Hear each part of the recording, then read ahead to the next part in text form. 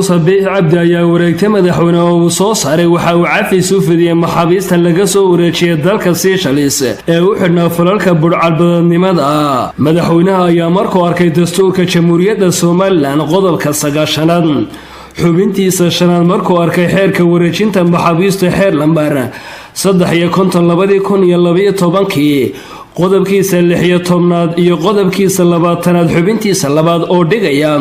in madaxweynuhu cafis u fidin karo maxaabiista laga soo wareejiyay dalka si la mid ah awoodaha cafiska ee ku tilmaaman qodobka 9 farqadiisa shanaad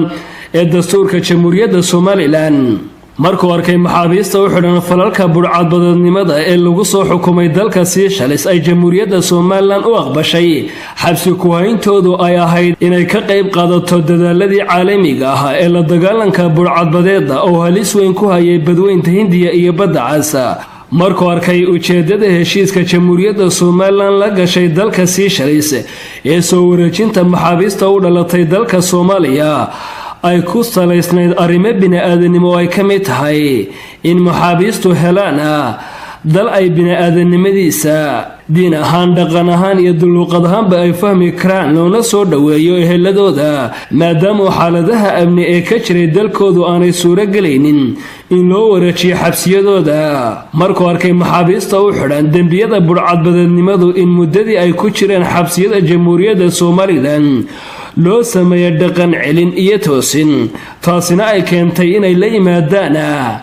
dhaqan iyo akhlaaq wanaagsan kana tanaasulaan falalkii burcadbadeednimo